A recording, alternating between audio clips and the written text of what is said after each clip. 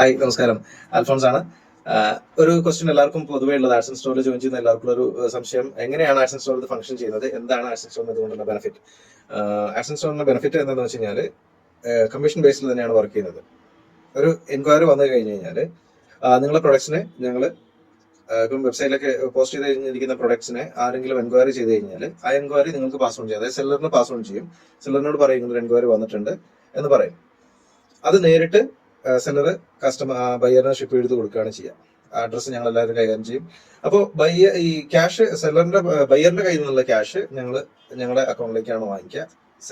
ബയ്യറിന് product safe ആയിട്ട് വെച്ചതിന് ശേഷം സെല്ലറിലേക്ക് ഞങ്ങളത് റിലീസ് ചെയ്യാണ് ചെയ്യുക. പേയ്മെന്റ് ഞങ്ങൾ കമ്മീഷൻ കട്ട് ചെയ്തതിന് ശേഷം. അങ്ങനെയാണ് അതിന്റെ സ്ട്രക്ചർ വരുന്നത്. അത് ഇതൊരു 1 വീക്ക് നടക്കുന്ന ഒരു പ്രൊസീജിയറാണ്. അത് അധികം ഡിലേ ഒന്നും വരത്തില്ല. പേയ്മെന്റ് പ്രൊഡക്റ്റ് അവിടെ കിട്ടിയാൽ ഇമീഡിയറ്റ്ലി ഇവിടുന്ന് ക്യാഷ് എന്താണെന്ന് വെച്ച് കഴിഞ്ഞാൽ റിലീസ് ചെയ്യും.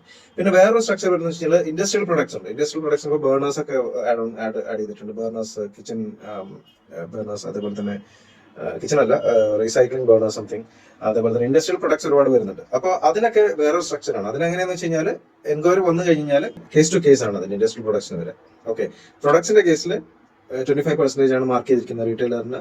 ഹോൾസെയിലേഴ്സ് ആയിട്ടാണെങ്കിൽ 10% ഞങ്ങൾ കമ്മീഷൻ മാർക്ക് ചെയ്യുന്നത്. അത് ഞങ്ങളുടെ എക്സ്പെക്ടേഷൻ ആണ്. അതായത് ആഡ്സൻസ് സ്റ്റോറിന്റെ എക്സ്പെക്ടേഷൻ ആണ് 25% to 10% എന്ന് പറയുന്നത്.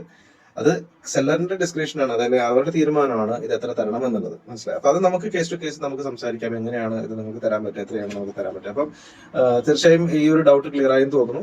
ഞങ്ങൾ തീർച്ചയായും അതുപോലെ തന്നെ ആഡ്സൻസ് എന്ന പാരന്റ് കമ്പനിക്ക് വേറെ സർവീസുകളുണ്ട്. ബിസിനസിന് വേണ്ടിയിട്ടുള്ള സർവീസുകൾ ഒരുപാട് പ്രൊവൈഡ് ചെയ്യുന്നുണ്ട്. അക്കൗണ്ട്സ്, ഓഡിറ്റിംഗ്, പിന്നെ അതുപോലെ തന്നെ designing, web designing, graphic designing, എല്ലാം സർവീസുകളും ആഡ്സൻസിലുണ്ട്.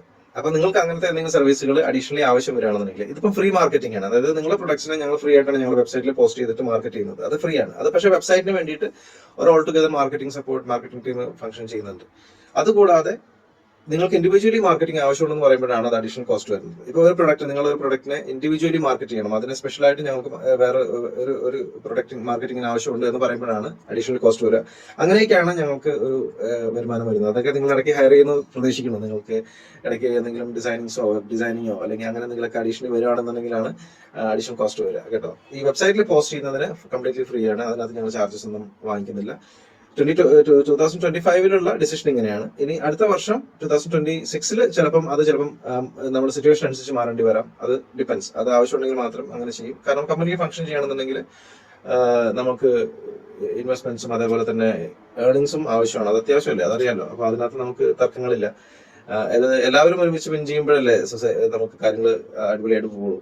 അപ്പൊ അങ്ങനത്തെ കാര്യങ്ങൾ മനസ്സിൽ വെച്ചുകൊണ്ട് തന്നെ നമുക്ക് മുന്നോട്ട് പോകാം. എന്തെങ്കിലും സംശയങ്ങളുണ്ടെങ്കിൽ തീർച്ചയായും കമന്റ് ചെയ്യുക. Thank you so much.